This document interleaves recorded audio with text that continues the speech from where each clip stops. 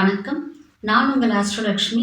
நாம இன்னைக்கு துலாம் ராசிக்காரர்களுக்கு இந்த 2025ஆம் வருடம் என்னென்ன மாற்றங்கள் ஏற்பட போகிறது, என்ன மாதிரியான விஷயங்கள் நடக்க போகிறது அப்படின்றத பத்தி தான் பார்க்க போறோம்.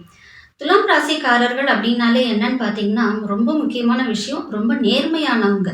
அதனால தான் சனீஸ்வர பகவான் அந்த வீட்ல போய் உச்சமாகிறார். துலாம் ராசிக்காரர்களை பொறுத்த வரைக்கும் எதையுமே மனசுல வச்சிக்காம பட்டுன்னு முகத்துக்கு நேர்ல பேசக்கூடியவர்கள்.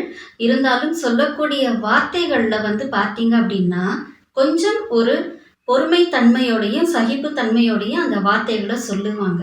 இதுதான் துலாம் ராசிக்காரர்களுக்கு ரொம்ப முக்கியமான ஒரு அம்சம். இந்த துலாம் ராசிக்காரர்களுக்கு இந்த 2025ன்றது எப்படி இருக்க போகுதுன்னு பார்த்தோம்னா, ரொம்ப நல்லா இருக்க போகுதுங்க. வருடத்தின் பிற்பகுதியில நல்ல மாற்றங்கள், நிறைய ஏற்றங்கள் நடக்கப் போகிறது. இவர்களுடைய வாழ்க்கை என்பது ஒரு மிகப்பெரிய மலர்ச்சியை நோக்கி போகப் போகிறது. இதுவரையிலும் இந்த துலாம் ராசிக்காரர்களுக்கு பார்த்தீங்க அப்படின்னா, ஒரு 2024 ஒரு ப்ளீஸிங்கான ஒரு இயர்ன்னு சொல்லவே முடியாது. கொஞ்சம் சிரமங்கள், கஷ்டங்கள், நிறைய சண்டை சச்சரவுகள் இது எல்லாத்தையும் தாண்டி தான் வந்திருக்கிறாங்க. இருந்தாலும் அவங்களுக்கு ராகு, கேதுவும், சனீஸ்வர பகவானும் சில நல்ல மாற்றங்களையும், ஒரு சில விஷயங்கள்ல அவங்க எதிர்பார்த்த வேலைகளையும் முடிச்சு கொடுத்ததுனால அவங்களுக்கு சில சௌகரியங்கள் ஏற்பட்டது. ஆனா குரு பகவான் அஷ்டம குருவா உட்கார்ந்து அவங்களுக்கு சில வருமான தடைகளை ஏற்படுத்தினாலும் அவர்களுக்கான சில வருமானங்களை ஏற்படுத்தி கொடுத்தார். அதாவது ஒரு செலவு பண்றதுக்காவது அவர் வருமானத்தை கொடுத்தாருன்னு சொல்லலாம் நம்ம. இதுதான் துலாம் ராசிக்காரர்களுக்கு 2024ல ஏற்பட்டது. ஆனா இப்ப இருக்கக்கூடிய சூழ்நிலை அப்படின்றது பார்த்தீங்கன்னா உங்களுக்கு ரொம்ப சாதகமா இருக்கு. இந்த சாதகமான சூழ்நிலையிலேயே நம்ம என்ன செய்யணும் அப்படின்னு பார்த்தீங்கன்னா, என்ன விஷயங்கள்லாம் உங்களால முடிச்சுக்க முடியுமோ அது எல்லாத்தையுமே முடிச்சுக்கணும். அப்பதான் உங்களுக்கு 2026 அகைன் ஒரு பீஸ்ஃபுல்லான ஒரு இயரா இருக்க முடியும். இப்போ பாருங்களேன், துலாம் ராசிக்கு சனீஸ்வர பகவான் ஒரு நல்ல நிலையில இருக்கார், 5ல இருக்கார். அதனால குழந்தைகளால சில பிரச்சனைகள், சில சண்டை சச்சரவுகள் குடும்பத்துல ஏற்பட்டிருக்கும். அவங்களால சில விரயங்கள் கூட ஏற்பட்டிருக்கும். ஆனா இதே எல்லாத்தையுமே இந்த சனீஸ்வர பகவானானவர் மாத்த போறாரு. அவரும் ஒரு நல்ல நிலைக்கு வராரு. ராகு கேதுக்கள் என்னதான் ஒரு நல்ல நிலையில போகல அப்படின்னாலும் அவர்கள் அவங்களுக்கு என்ன செய்யணுமோ அதற்கான விஷயங்களை கண்டிப்பா பண்ணி கொடுத்துருவாங்க. குருவும் 9க்கு போறதுனால நிறைய தொழில்கள்ல ஈடுபட்டு வருமானம் அதிகரிக்கக்கூடிய சூழ்நிலை உருவாக போகுது. அதனால இந்த வருடம் உங்களுக்கு ஒரு கோல்டன் பீரியட்னு சொல்லக்கூடிய ஒரு வருடமாகத்தான் இருக்க போகிறது. துலாம் ராசியை பொறுத்த வரையிலும் இந்த வருட ஆரம்பம் என்பது சந்திரன் 4வது வீட்டுல இருக்க போய் தான் ஆரம்பம் ஆகிறது. இந்த சந்திரன் 4ல இருக்கும் பொழுது காரக பாவக நாஸ்தி அப்படின்ற ஒரு நிலையை ஏற்படுத்தினா கூட தாய் வழி மூலமாக அவர்களுக்கு கிடைக்க வேண்டிய சொத்துக்கள் இந்த வருஷம் கிடைக்கும். அதே போல நீங்க என்ன மாதிரியான ஒரு வாகனம் வாங்கணும்னு ஆசைப்பட்டீங்களோ அந்த வாகனத்தை வாங்கக்கூடிய வாய்ப்பு இந்த வருஷம் உங்களுக்கு அமையும். வீடு, இடம் இதெல்லாம் வாங்குறதுக்கான எல்லா விதமான வாய்ப்புகளும் இந்த வருஷம் உங்களுக்கு அமையும். அதனால துலாம் ராசிக்காரர்களுக்கு ஒரு நிம்மதி பெருமூச்சு. அதை விட ஒரு முக்கியமா சொல்லணும் அப்படின்னாக்கா, அவங்க இது வரைக்கும் இருந்த கஷ்ட நிலை மாறி, ஏன்னா சனீஸ்வர பகவான் ஒரு நல்ல நிலையில போய் உட்கார்றார். 6ல போய் உட்கார்றது ரொம்ப ஒரு பாசிட்டிவான ஒரு நிலை.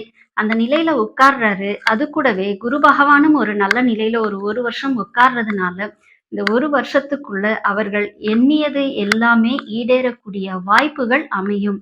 அதனால்தான் துலாம் ராசிக்காரர்களுக்கு இந்த பீரியட் அப்படின்றது ஒரு ஜாக்பாட் பீரியட். எல்லா ராசிக்காரர்களை விட உங்களுக்கு தான் அதிகமான ஒரு நன்மை நடக்க போகிறது. எல்லா விதமான சாதகமான சூழ்நிலைகள் அமைந்தாலும் துலாம் ராசிக்காரர்களுக்கு சிலருக்கு இடமாற்றம் ஏற்படக்கூடிய வாய்ப்புகளும் இருக்கு. அதே போல சிலருக்கு ஊர் மாற்றம் ஏற்படக்கூடிய வாய்ப்புகளும் இருக்கு. இதெல்லாம் நீங்க மைண்ட்ல வச்சுக்கிட்டு இந்த வருஷம் எப்படி டிராவல் பண்ணணும் அப்படின்றத ஃபிக்ஸ் பண்ணிட்டு போயிட்டே இருங்க. 2024ல கல்யாணம் ஆகும் அப்படின்னு சொல்லி பார்த்துக்கிட்டு இருந்திருப்பீங்க. பொண்ணு அமைஞ்சிருக்கும். ஆனா திருமணம் ஆகிறதுக்கான சூழ்நிலை அமைஞ்சிருக்காது. சிலருக்கு மாப்பிள்ளை அமைஞ்சிருக்கும். அவங்களுக்கும் இதே சூழ்நிலை தான் இருந்திருக்கும். ஆனா இந்த 2025ல கண்டிப்பாக உங்களுக்கு திருமணம் ஆகக்கூடிய சூழ்நிலை உருவாகுது. அதனால இந்த 2025 யூஸ் பண்றவங்களுக்கு ஒரு நல்ல பாசிட்டிவான விஷயங்கள் நடைபெறக்கூடிய வாய்ப்புகள் அதிகமாக இருக்கிறது. இதுல சிலருக்கு குழந்தை பாக்கியம்க்கு பார்த்துக்கிட்டு இருப்பீங்க. கொஞ்சம் டிலே ஆகுங்க. ஏன்னா ராகு வருஷத்தின் பிற்பகுதியில அவர் வரக்கூடிய இடமானது 5 அப்படின்றதுனால கொஞ்சம் டிலே ஆகிறதுக்கான வாய்ப்புகள் இருக்கு. அதே மாதிரி சிலருக்கு வந்து பார்த்தீங்கன்னா, கல்யாணம் சீக்கிரம் நடந்துரும்.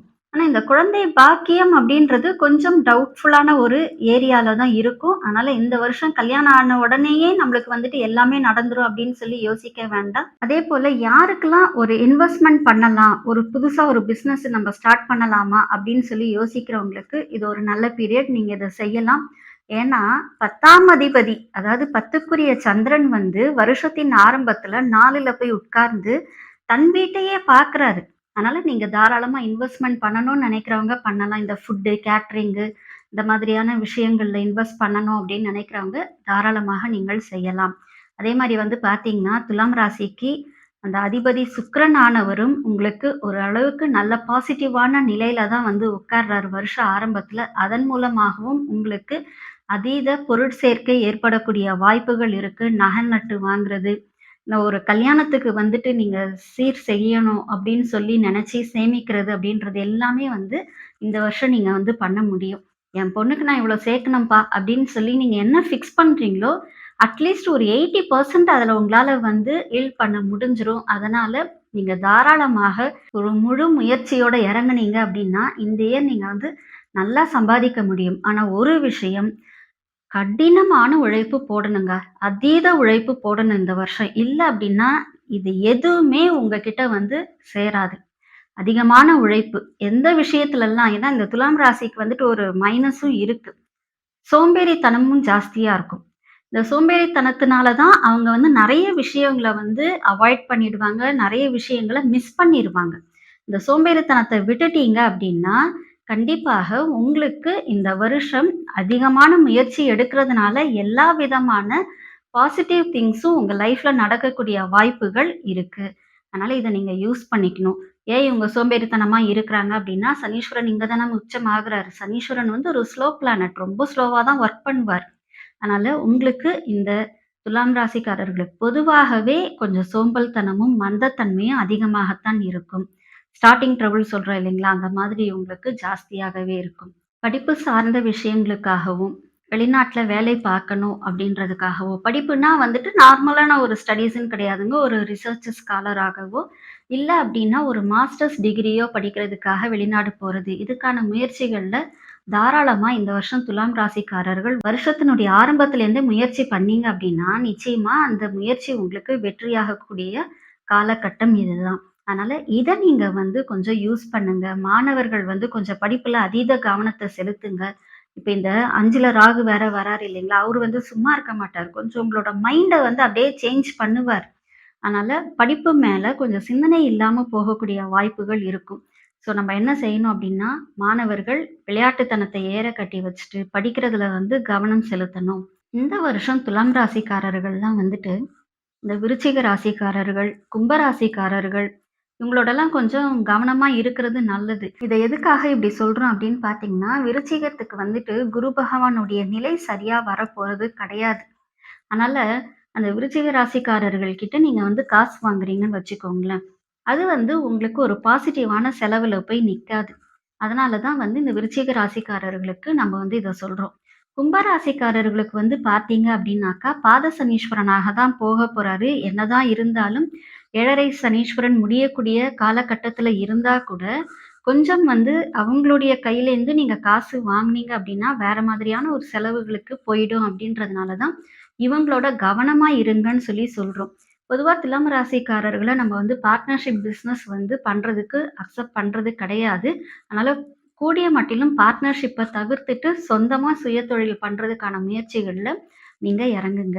என்ன உழைத்தாலும், என்ன கஷ்டப்பட்டாலும் 24/7 ஆஃபீஸ்ல நீங்க உழைச்சாலும், இதுவரையிலும் உங்களுக்கு ஒரு நல்ல பேர் வந்து கிடைச்சிருக்காது. பொதுவாவே துலாம் ராசிக்குலாம் வந்துட்டு ஒரு நல்ல நேம் வந்து கிடைக்காது.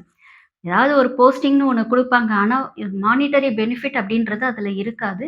பட் இந்த 2025ல வந்து பார்த்தீங்க அப்படின்னா, அந்த நிலையானது மாறி, உங்களுடைய இந்த தனித்திறமை வெளிப்பட்டு, உங்கள வந்து எல்லாருமே பாராட்டக்கூடிய நிலையானது உருவாகப் போகுது. அதனால துலாம் ராசிக்காரர்கள் 2025 ஒரு புதிய சந்தோஷத்தோட, ஒரு புதிய எதிர்பார்ப்புகளோட எதிர்பார்த்து காத்திருங்க. கண்டிப்பாக 2025 உங்களுக்கு மிகப்பெரிய மாற்றத்தையும், ஏற்றத்தையும் கொடுக்கக்கூடிய ஆண்டாக அமையப் போகிறது. மென்மேலும் நற்பலன்கள் பெறுவதற்கும், எல்லா விஷயங்கள்லயும் முன்னேற்றம் ஏற்படுவதற்கும், எடுத்து வைக்கிற ஒவ்வொரு முயற்சிகள்லயும் வெற்றி அடையறதுக்கும், பெரியவங்களுடைய ஆசி என்பது ரொம்ப முக்கியம். ஏன்னா, இங்க சனீஸ்வரன் உச்சமாகறதுனால, அந்த ராசிக்கு அவர்தான் யோகத்தை தரக்கூடியவர் அப்படின்றதுனால, சனீஸ்வரன் வந்து பார்த்தீங்க அப்படின்னா, மூத்தவர்களை மதிக்கக்கூடிய நல்ல மனிதர்கள வந்து ரொம்ப சந்தோஷத்தோட ஆசீர்வாதம் பண்ணுவார். அதனால நீங்க எவ்வளவுக்கு எவ்வளவு பெரியவர்களுடைய ஆசிகளையும், பெரிய மகான்களுடைய ஆசிகளையும் வாங்குறீங்களோ, அவ்வளவுக்கு அவ்வளவு உங்களுடைய வாழ்க்கை வந்து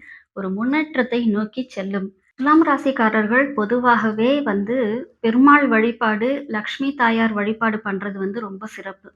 சனிக்கிழமைகள்லயும், புதன்கிழமைகள்லயும் பக்கத்துல இருக்கக்கூடிய பெருமாள் கோவிலுக்கு போயிட்டு முதல்ல தாயாரையும், பின்பு பெருமாளையும் வழிபாடு பண்ணிட்டு வந்தாலே அவங்களுக்கு செல்வம் சேர்ந்துகிட்டே இருக்கும். அதேபோல சித்திரை நட்சத்திரத்துல பிறந்தவர்கள் சக்கரத்தாழ்வார வழிபாடு பண்றதும், சுவாதி நட்சத்திரத்துல பிறந்தவங்க நரசிம்மர வழிபாடு பண்றதும், விசாக நட்சத்திரத்துல பிறந்தவர்கள் குருமார்கள வழிபாடு பண்றதும் ரொம்ப ரொம்ப சிறப்பு. அதனால இந்த வருடம் துலாம் ராசிக்காரர்கள் எவ்வளவுக்கு எவ்வளவு பெருமாள் கோவில்களுக்கு போக முடியுமோ அந்த அளவுக்கு போயிட்டு வாங்க. நிச்சயமாக இந்த வருடம் உங்களுடைய வாழ்க்கை மிகப்பெரிய ஏற்றத்தை காணக்கூடிய வருடமாக இருக்கும் என்பதில் எந்த ஒரு சந்தேகமும் இல்லை. தனிப்பட்ட முறையில உங்களுடைய ஜாதகம் பார்க்கறதுக்காக, ஆன்லைன் கன்சல்டேஷனுக்காகவும், பிரசனத்திற்காகவும் நீங்கள் எங்களை தொடர்பு கொள்ளலாம். இந்த வீடியோ உங்களுக்கு பிடிச்சிருந்தது அப்படின்னா, உங்களோட ஃப்ரெண்ட்ஸ் அண்ட் ரிலேட்டிவ்ஸ்க்கு இத ஷேர் பண்ணுங்க.